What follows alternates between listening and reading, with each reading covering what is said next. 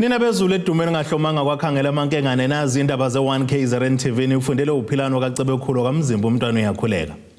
Nazi indaba kwizona ehamba phambili namuhla.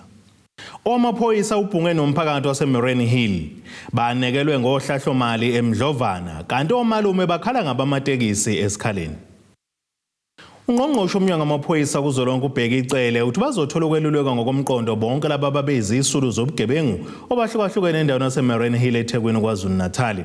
uMagayi usho lokade ke ehambele kulomphakathi kuyobamba ke imbizo yomphakathi okuhloseke ngawuxoxisana ngamaso okulwisana nobugebengu kule ndawo. Ungqongqoshe bamsene nohulumeni wesifundazwe aqale bahambela izisulu ezike zathinteka ngaphambilini. Lezi isulu zisakhala inyembezi mayisachaza ngegameko ezabehlela.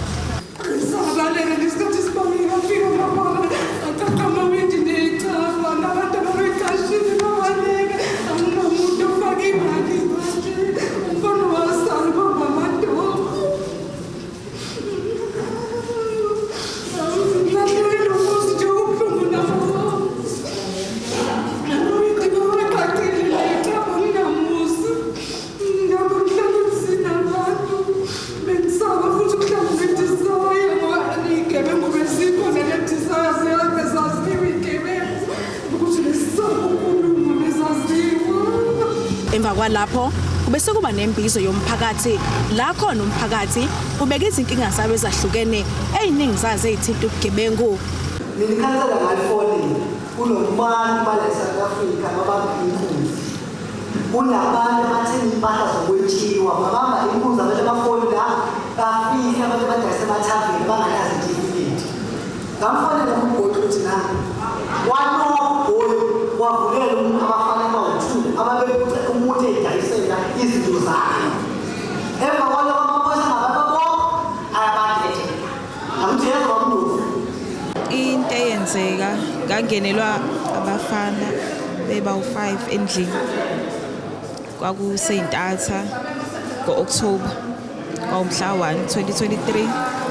Bangena endlini bakhahlela isicabha. Bangena bathukanisa basho indawo ukuthi angilala embedeni. Bangena bangicindezela phe umbhede bebeke isibhamu ekhanda. Bangidlwengula beshintshashintshana ngami. Bathula ama-underwears lapha phezulu kulayini bangivala ngayo emlomeni khona ngeke ngikwazi ukumemeza. Emveni kwalokho bafuna amakhadi namafoni namaphini. Bathatha yonke imali ekade ikhona endlini ingango-2.5 baphuma bahamba nayo. Bathema bese bezoqeda badonsa ibhakede i-20 litre bangihlalisa kulona bangikopolota bangigeza bethi bacela ubufakazi khona ke ngikwazi ukuthi ngiyovula ilento leyicala. Ucele ubese phawula ngokuthi bengamaphoyisa bebamsene nokhomishana wesifundazwe bazolwisana nobugebengu obukuyona le ndawo bebamsene nawo umphakathi. La West kube neziqubu zokudubulana amaphoyisa abazocela ukubopha ezu-15 kwabe sekuthi labo eWest phela kwasala abawu-35 phansi kwatholwa ibhamu la ezu-29 esithathwa kwezigebengu. So labo ke bebezoboshwa awushiywa-ke akuthi ngoba uzoboshwa bese ucabanga ukuthi ubhokolo bese uyashiywa. Lokho kuxuba nalabo abawu-9 abebecabanga nabo ukuthi masidoba umsebenzi wethu ukubopha. Uma ungafuni ukuboshwa uningi sizokubophulela. Asizokushiya akuzofika lesitezo ukubopha khona.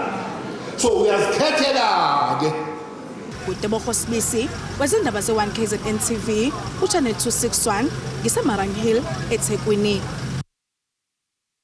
Uphume ngomningi bawo umphakathi waseMgungundlovana ukuzolalela kumnyango womgcini mafa wesifundazwe KwaZulu-Natal wethula inhlelo zokwaba imali kulandela ukwethula kwesabelo mali eShamthethe eMgungundlovu. Lolu uhlelo lomnyango lwenza ukuyobikela kumphakathi ukuthi isifundazwe sabelwe emalini kunyaka wezimali ka-2024 no-2025. Ungqongqoshe bebambile ihhovisi likamgcini mafa wesifundazwe KwaZulu-Natal uSupha Zuma uthi ukhambela imiphakathi uhlelo lalomnyango lokubuyela ebantwini beyochaza ngokuthi yabiwe kanjani imali yesifundazwe. Sizowenza lokho ekuthiwa i-post budget la sixoxa khona nemphakathi bechazwe lo mphakathi kube nehlelo la ungqongqosho upheki ekwazi ukuthi abachazele ukuthi siya kwi-budget bafisa ukuthi ama-budget ime kanjani. Yethuliwe i-budget ngo-150 billion yala KwaZulu-Natal inikezwa ama-department onke. Manje uhlelo le-department sokuthi babuyele emphakathini bathi njenganani shilo ukuthi nake nikufisayo kuma-budget siyenziwe ki-allocation kuma-department onke nako sekwenzekile. uZuma uthi likhona uhlelo lokuqinisekisa ukuthi osomabhizinisi abasebenzisana neminyango kahulumeni bayakhokhelwa ngesikhathi. Kunane operation ekuthiwa operation khokha ngesikhathi la khona sithi asifuna ukuthi abantu bakithi asebesebenzile beletha ama services bangakhokhelwa ngesikhathi kufanele ukuthi mangabe kulethe invoice ikhokhelwe ungakapheli 30 days uma kungenzekanga lokho ufuna ukuthi even no MEC wakuleyo department account inlenze ukuthi ungakhokhwa ngesikhathi ngani ngoba if usekwenza umsebenzi awukhokhela umsebenzi so that service izoba lula ukuthi emphakathini nomphakathi bawubona umehluko olethwa uhulumeni. uZuma uphinde wagxeka inkohlakalo. Asidingi ukuthi usebenzise imali ongenayo overspend asikufisi futhi usebenzise imali ungayisebenzisi yonke underspend ngani ngoba leyo mali ifanele ngabe iya kumphakathi. Okwesibili ukuthi uma isetshenziswa lo mali ayisetshenziswe kahle kungabikho ezothiwa kufanele emphakathini bese igcina isiyehla ngebhuluku uzongenelela kakhulu uhulumeni uyalwa nje ne-corruption asidingi corruption ngoba ubugebengu lokho oyenza ukuthi nekugcina sekudleka imali ngabe yakumphakathi. Ezindabeni ze-1KZN TV uAnda Dube eGreytown. Omalume abathutha abantwana besikole abangaphansi kwenhlangano South African Scholars Transport Association elokishini lasesikhaleni ngasempangeni eNyatho nakaMthaniya bathutheleke esiteshini samaphoyisa sendawo beyokhala ngokuhlukunyezwa abathi bakuthola kosomatekisi bendawo uma ngabe benza umsebenzi. Omunye labo omalume ongathandanga ukuba kadalule ngenxa yokusabela ukuphepha kwakhe uthi usezizwe ngaphephile njengoba evinjwa amabhokobhoko abehlomele izingovolo ethola abantwana waphoqa ukuba ke abehlise emotweni. Omalume abathutha izingane zesikole abangaphansi kwenhlangano SASTA bathutheleke esiteshini samaphoyisa esikhaleni bekhala ngokuhlukumezeka kwabo yilabo abasembonini amatekisi Santaco. Labo malume ke baveza ukuthi ke sebesabela ukuphepha kwabo njengoba bebone sibevinjwa bayalelwa ukuba behlisa abantwana bahlephule nezitika zemoto baye bese beyalelwa futhi ukuthi imoto ke bahambe beyosipaka ePoundini nalapho ke kaphandle kwezizathu ezicacile bathi ke ukuthutha abantwana ikhona abasiphilisa ngakho njengoba ke ingaphezulu kweminyaka eminingi besebeyisebenzile benza lo msebenzi. Lizolo ngavinjwa imoto yami kwathiwa ngikhipha istikhi ngisifakile kangakuthi indlela ehlumezeke ngayo ukuze kwathiwa ngishiye ingane ngizehlise uduna ngishiye phansi. Owamumbuzo wathi ke ingane angikwazi ukuzehlisa ngishiye phansi because lezi ngane isuke nami emakhaya abazali bazi mina uma uthi angizehlise ngishiye phansi uchaza ukuthini. So sagcinisa konke kwaba nakho kuvumelana agcineke wangiyeka wathi istikhi angisikhiphe lesi lodudi ngase ngithi mina uma uthi ududi lento ayikhuluma umiza mina ngododi so wagcine bangiyeka I think it's about 30 minutes wonke ngigcine ngaze ngaba late emsebenzini wami ngahamba namhlanje ekseni mangivuka emaphuli ngifike ngimise isikwakha namabhokobhoko bangitshela ukuthi mangiqeda ukusebenza imoto yami ngihambe ngiyoyipaka edepo ePoundini basendele usihlalo wami message ngithi mina ngasiphi isizathu bangitshelanga izathu kodwa bathi nje uthe usihlalo lemoto namhlanje abayithathi iyoPounda edepo ihlale khona. So ukutheke izolo ngaba umunye kohlukumezekayo engimisa emgwaqweni ngifikhela amalambu isquad car ngama ke but how usiphocelani kodwa 40 years wenza lo msebenzi usiphocelani ayingithulile ngiphendulanga ehleko umama omunye ezekima athi kodwa usungiphocelani bese ngisho ngithi mina ayi sisinama nguphoci into nami ngithole eradweni ngase ke nami sengihamba ngiyolalela so ngokwazi ukuthi vela ayikho inhlangano nami ngifuna ukuyokhuseleke enhlanganeni thizeni belokho kuphela basibethi kusasa ngingavuki ngale moto angihambe ngoyipaka. Uthinta usamthakho ngalezi insolo babeke sebeziphendulela kanje.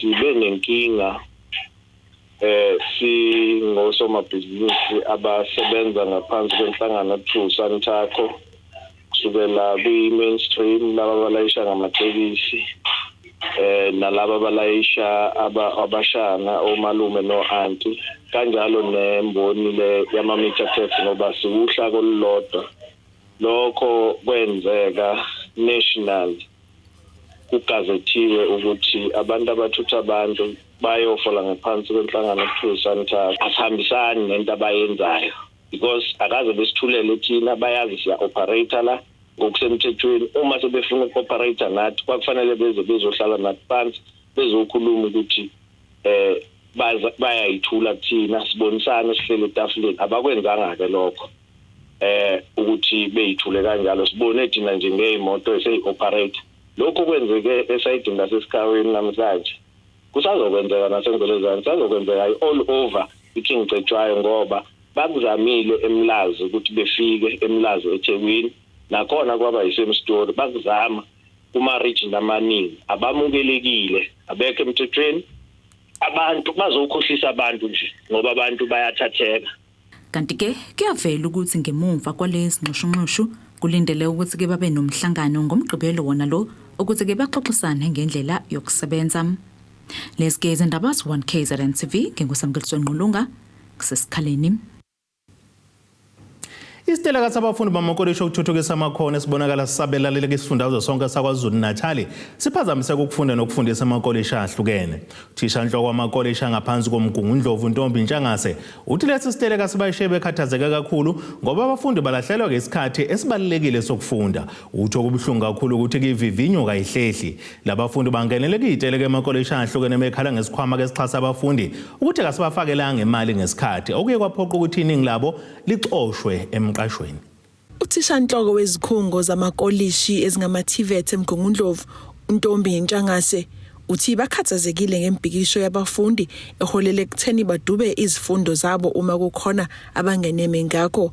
Labafundi bakhala ngokungakhokhelwa imali yoxhaso kwaze kwaba bayaxoshwa emqasheni yabo. Isikhungo sikhathazekile ngabo ikakhulukazi abafundi ukuthi bathathe isinqumo sokuthi badube izifundo zabo ngenxa yokuthi NSFAS bebelindele ukuthi uzokhokha awukhokhanga ngalesikhathi ebebelindele ngaso. Kujwayelekile ke ukuthi abafundi bazitshele nje ukuthi ngesikhathi sokuthi iyangena kuba into ekhulunywayo kona wonke ama-campus. Kwenzeke ke ingangeni isikhathi esiningi kumsindo usuka lapho ke mayingasangenanga ngalesikhathi ebebecabanga ngaso. uNtshangase uthi lesiteleka siphazamisa ukufunda. Imbi kakhulu indaba ye-examination ngoba ungayiphazamisa zonke izinto kodwa into ye-exam ibaluleke kakhulu ingakho nje sisikhungo sisenzile isiqiniseko sokuthi ekufanele babhale i-examination bayibhala ikakhulukazi laba be-engineering isikhathi sabo lesi ababhala ngase exam. Singaqinisekisa ukuthi abakufanele babhale bebekhathazekile nabo nge-exam yabo. Sasenza isiqiniseko sayenza yonke imizamo njengesikhungo ukuthi kufanele babhale i-exam bayibhale i-exam kufanele babhale i-exam kodwa laba kufanele bafunde ibona laba abadle isikhathi sabo ngokuthi badecide ukuthi bazokuduba ukufunda. Namanje sisabakhuthaza sisathi zingane zethu phindelana emaklasini ngoba isikhathi senu lesi endlala ngaso. Uthi amakolesha amaningi ayasebenza ngaphandle kweyasePlaces Layer. Ngingakusho nje ngoba siya-checka zonke insuku ilanga lonke siyayenza i-assessment. College kunokufunda nokufundisa okuqhubekayo kunozinzo nje olumangalisayo ngoba amanye ama-campus empeleni onke ayasebenza.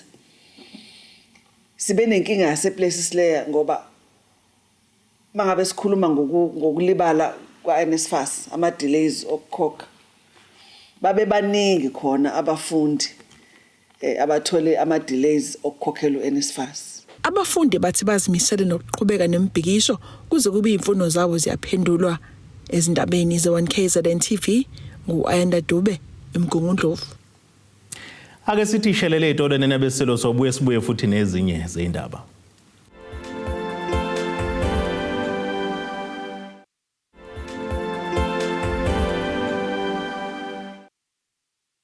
Asibonge siphinde sinamkelene nabeselo kwindaba zethu ze1KZN TV.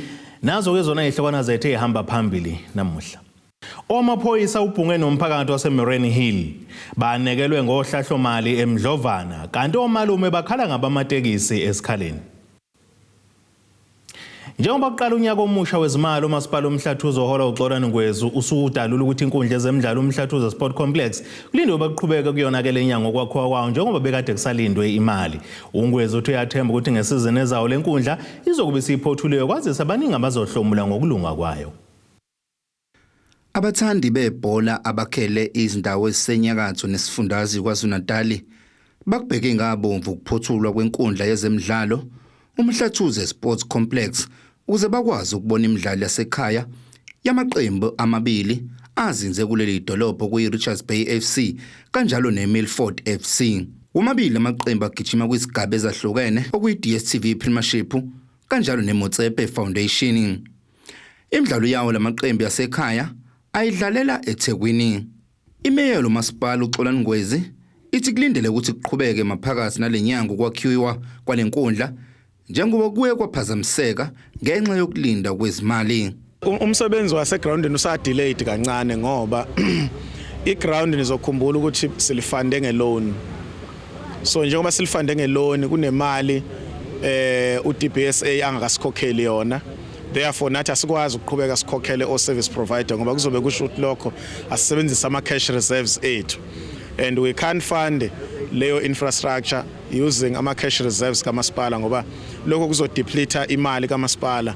We decided ukuthi asilinde loan izingene, but as soon as loan ingena somewhere now mid April from DBSA will continue with the stadium sisenze sisiqede, and in the next financial year khona imali yomsebenzi nje omncane additional scope of work stadium olingana no12 million rand esufakile ukwazi ukuqinisekisa ukuthi stadium siyakhiwa siyaphela. Kodwa khona asimile naso siyaqhubeka kuphela nje kwamanje bekusaphele imali enye ke yayo ngiyasho ukuthi ifundwe i-loan ayikakangeni kuleyo mali leyo ke. So as soon as ingena siyaqhubeka nomsebenzi on site.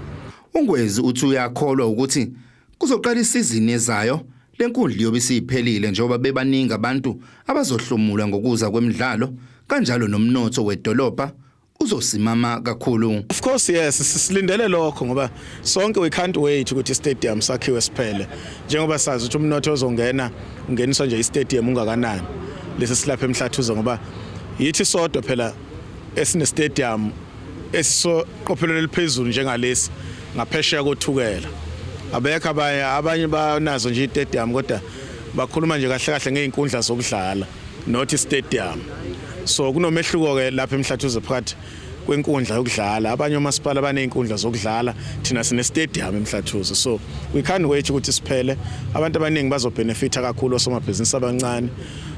Abathandi laba abasembonini yezokuvakasha bazobenefita kakhulu. Lokho kuyokhuphula umnotho wethu kube kwelinye izinga njengomkhandlu waseMhlathuze. Lo masipala usuqalile ukuhlangana nomphakathi wethula izethulo zawo zonyaka wezimali. Phakathi okunye kwezinto eziseqhulwini ukulungiswa kabusha kwedolobha eMpangeni nokubekelwe imali yakhona eceleni. Lapha nje kule project yeMpangeni revitalization project sibeke eceleni imali engango 12 million ukuqhubeka nokwakhiwa kwama market stalls njengoba nakulonyaka kukhona umsebenzi esiwenzayo. Nangakulonyaka ozayo sibeke eceleni u12 million rand ukuthi siqhubeke naleyo project. Ushintshwa kwama street lights ko panorama. Ipanorama ikhona la eMpangeni ngale ngakwafire. Indawo eziningi imali iningi esibekile. Ezindabeni ze1KZN TV kubika uThabani Maphumulo eMpangeni. Zikhale ngokuhlukunyezwa ngumnini wepulazi zakhamizi zaseCotswood enhla nelikaMthaniya kulandela emva kuba kumnini waleli plaza etshelele zakhamizi ukuba kasazidingi kule ndawo. Laba bathi abakwazi ukusuka kule ndawo njengoba kuyiyona yodwa indawo abangafikela kuyona besuswa ke-Free State bezosebenzela kuleli plaza kanti kukhona ke namaliba obabamkhulu babo kuyona le ndawo. Umphakathi weplazi Triple C ukhale ngendlela ophethwe ngayo umnini wakule plazi njengoba bavalela amanzi isikhathi eside. U-Antoine Enhleke akasithandi thina abantu abamnyama. Akasifuni. Uteyiswa ekhokhela zonke izidingo zethu la njengogesi namanzi sasingasokoli. Kumanje asinawo amanzi kusukela ngoNovember. Wavalile Anton Ferreira, wavalile amanzi. Asinamanzi. Siyasokola ngempela asinamanzi. Manje usesithembisa ukuthi uyawuvala ke nogesi. Uqhubeka ngokuthi njengabantu abamnyama kuyisiko kuba ukufuya kanti baziphilisa ngalo. Hey kade ngithinteka. Kade ngiphatheke kabi mina kule ndawo. Engiphethe kabi uAnton Ferreira beno Cranford. Into ebhlungu kakhulu. Akangifuni kule ndawo. Akangifuni impela akangifuni. Izenzo zakhe azenzayo phezukwami. Njani? Akangithandi sisi. Inkomo lezi njengoba nje niyibona, inkomo zami, amalobolo izingane zami.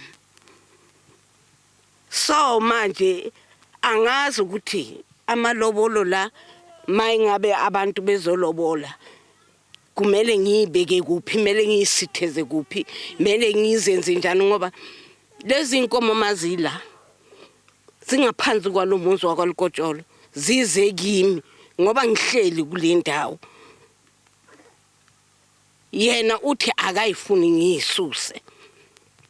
Thina abantu abamnyama isiko lethu lenkomo esisebenza ngazo. Kanti omunye wezakhamuzi zakule plazi uveza ukuthi abakwazi ukuhamba beshiya amalibo babamkhulu wabo ngemuva. Sinamathuna la.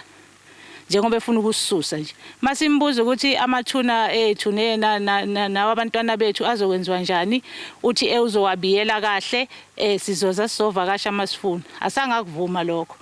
Khona manjalo ungqongqoshe wezokuhlaliswa kwabantu Sipho KK Nkosi uthi lo mphakathi kufanele uxhumane nomnyango wezindaba zomhlaba. Angikholelwa ukuthi kusemthethweni lokho kwenziwa ile farmer le. Engikwaziyo kodwa ukuthi indaba zemhlaba ziphathelene neDepartment yeLand Affairs.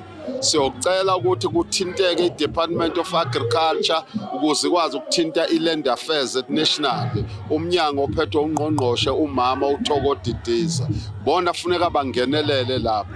Ngoba phela abasebenzi basemaplazini banelungelo labo athila amalungelo abo ngokomthetho wezwe ukuthi imapha amalungelo abo. Ufuneka kuyongenelela umnyango kazwelonke weDepartment of iLand Affairs. Thobeka Dladla ezindabeni ze1KZN TV eDandi. Namuhla kuhlangana iminyaka engama-23 kwenzeka isibhicongo enkundleni ezemidlalo eEllis Park eGoli mhla zazili-11 kwinyanga kaMbasa ka-2001 emdlalweni owodwa ohlanganisa inkunzi zaseSoweto Orlando Pirates neKaizer Chiefs nalapho kwashona khona abantu abangama-43.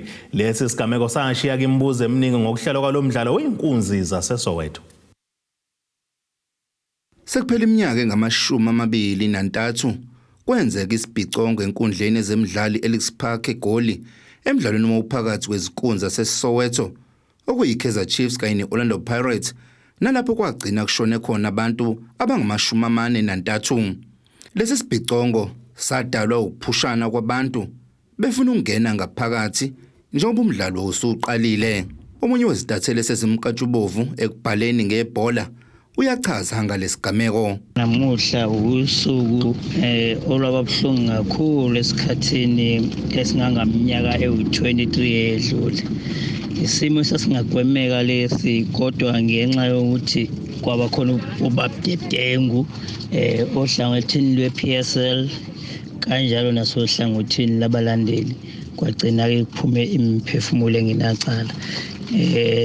Ubudedengu kube-PSL kwaba ukudayisa amathikithi amaningi kunemthamo omumathwa inkundla balandeli ke siyabazi ukuthi banomkhubo omumbi okungasigcina isikhathi noma iPSL yayisilenzile lelo phutha lokudayisa amathikithi amaningi nokubeka umdlalo ke omkhulu kangaka phakathi nesonto nako ukufika late kwaba nemthelela. Ingathi mawubuka iPSL izinto seyishintshile kakhulu ngoba indaba yokuthengwa kwamathikithi estadium ayisekho okugwema izimo eziningi. Mongenali ithikithi nje awusondeli estadium nangendlela bazama ukuhlela ngayo ukuthi eduze kwestadium itraffic ingabi khona. Bakuhlela kanjani lokho ngokuthi ama parking tickets bawanika abantu abathize bawasheshe bawathenge. Lo mdlalo wawudlalwa phakathi neviki ebusuku wagcina ungaphelanga njengoba kwagcina kungu-1-1 wamiswa ngenxa yokuphushana kwabalandeli okwaholela ekutheni abanye bagcina beshonile. Inhlangano esingethi ibhola kuleli yagcina iphakamisa isinqumo sokuthi lamaqembu angaphinda adlale phakathi neviki kanjalo nasebusuku. Ngebhadi ke kunezinto ezingakashintshi izinto ezifana nakho ukufika kwabalandeli enkundleni late kusenzeka lokho kwenzekile nje kade kudlala iKaizer Chiefs nePirates emasontweni adlule umdlalo wazo waqala sekuqale imidlalo u15 konke ke lokho kuyidisturba iPSL ngoba egcineni abasakwazi ke manje ukucontrola itraffic ngendlela abafisa ngayo egcineni ke kodwa ke fanele sonke kubuthi safunda kulesi sigameko and ngeke phinde futhi kwenzeke into efanayo. Emva kwalesigameko sangonyaka 2001 ngenyanga April umengameli wayephethe ngaleso sikhathi uThabo Mbeki waqoka ikhomishani eyihola uJudge uBernard Ngwebe uba iphenye kabanzi ngalesibhicongo. Okunye okusabonakala kule midlalo yomkhaya baseSoweto ungagcina kwesikhathi abalandeli nokuphoqa ukuthi umdlalo uqale emva kwesikhathi esibekiwe. Izindabeni ze-1 KZN TV kubikuthi abantu maphumulo eRichards Bay. Ake siphinde futhi seyitolweni nabeselo sobuye sibuye futhi nezinye zindaba.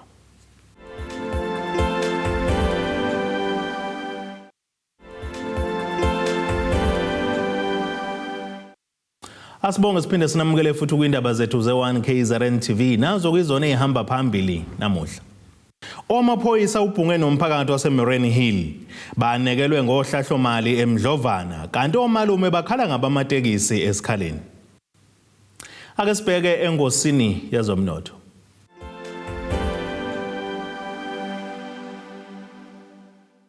Iranda kuleli ngu-18.82 kuyidola lasemele libe ngu-20.19 kueuro yase-Europe libe ngu-23.61 kupondo waseBrithani. Intengo yegolide yona ngu-$2,887.10 ounce uthi intengo kayo ngahluziwe yona ibe ngu-$90.48 umphongolo. Ake sibheke engosini yezemidlalo. Ukapteni weBanyana Banyana uRefilwe Jane nomqeqeshi uDesiree Ellis bafuna iqembu lisebenzisa ukuphoxa kokuhluleka ukungena kuma-Olympics anonyaka njengekhuba lobakhuthaza emidlalweni ezayo. Elakuleli liphuma emzuliswaneni wokugcina ukuhlungana lemidlalo ezoqala ngoNtulukazi eParis eFrance linqotshwa iNigeria ngegoli elilodwa keqandeni. Umlenze wokuqala buse-Abuja eNigeria ngeledlule unqotshwe iSuper Falcons ngegoli elilodwa eqandeni. Owesibili upheleke ngeqanda ngapha nangapha eLoftus Versfeld ePitoli ngolwesibili ebusuku. uJane uthi kusebefuna kubagxile kakhulu ekuvikeleni indebe yeWomen's Africa Cup of Nations. Kanjalo nomqeqeshi weBanyana uDesiree Ellis naye uthe kukhona okuhle okuzoqhamuka kulobu umzima yize ubadumezile umphumela womdlalo wangolesibili. Ake sibheke naso isimo sezulu esingalindeleka.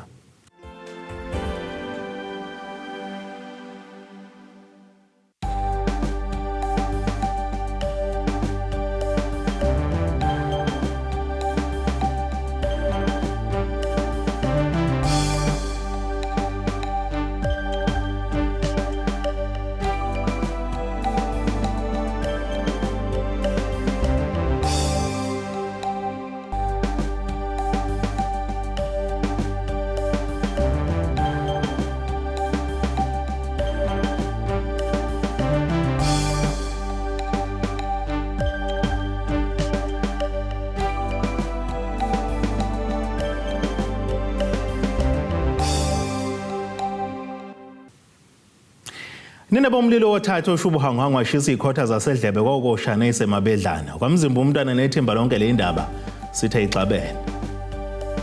Abethuli bethu bezindaba baxhaswe iThulis Bayview Bridal. Ungabashayela kulezi zinombolo ezivelile.